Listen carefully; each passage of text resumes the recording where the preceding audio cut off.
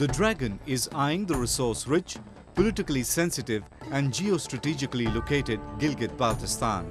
Beijing's influence over Islamabad has been growing, and China has become increasingly involved in Gilgit Baltistan, both strategically and through economic investment. Chinese-funded infrastructure projects like construction of dams, mineral exploratory activities and strategic infrastructure development worth billions of dollars in the region is intensifying. It's a cause of concern for the people of the region and the international community.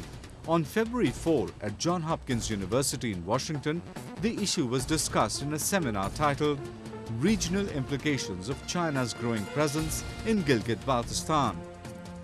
Entire infrastructure development which China is doing with a strategic interest, because they want to take power out of these projects they are constructing, because they are funding the entire money, they are using their own engineers, they are using their oun labor, everything is done by the Chinese. And then they are widening the Karakoram highway and making it more practical in that way that they can also use that in the winter time. So that way they will access the Pakistani ports and push their goods and articles from there and bring the Gulf oil. Experts believe that Gilgit Baltistan is an economically underdeveloped and socially fractured society and very vulnerable to such outside interventions. Lisa Curtis, Senior Research Fellow at the Asian Studies Center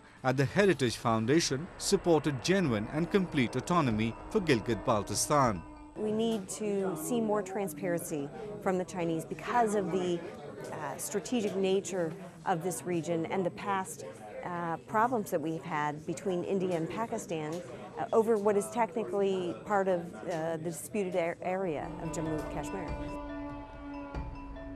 China's projects like mega dams and highways will increase seismic activity and submerge habitable areas and thousands of acres of agricultural land. Such activities will accelerate glacial melting and increase occurrences of flash floods. And Gilgit Baltistan is called a high-altitude desert, primarily for this reason that desert should not have the humidity increasing to beyond a certain level. Otherwise, it will lead to flash floods. It will lead to glacial outburst. And this is what we saw last year. There was a huge floods in Gilgit Baltistan, and all these tributaries of Indus River eventually flooded the whole of Pakistan.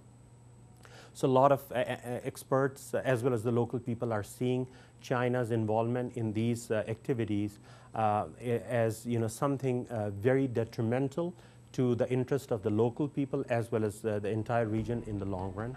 For decades, Pakistan has failed to grant genuine autonomy to Gilgit Baltistan, as legislative matters pertaining to utilization of natural resources and revenue distribution continue to remain with Islamabad. The people of Gilgit Baltistan have been asking for control over their land and resources. The political situation in Gilgit Baltistan is, you can't say any political situation, it's worse all the time. It has been controlled by Pakistani military, ISI, MI. There is a so-called council, there is so-called assembly, they call it a province. I'm surprised to say that what kind of province is this which does not have any representation in Pakistani National Assembly, which does not have representation in Pakistani Senate.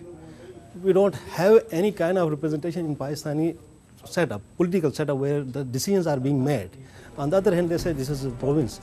Pakistan's go-ahead to Chinese projects in Gilgit Baltistan is alarming, since it affects not only the region but also endangers the ecosystem and sustainability of biodiversity in the neighboring countries.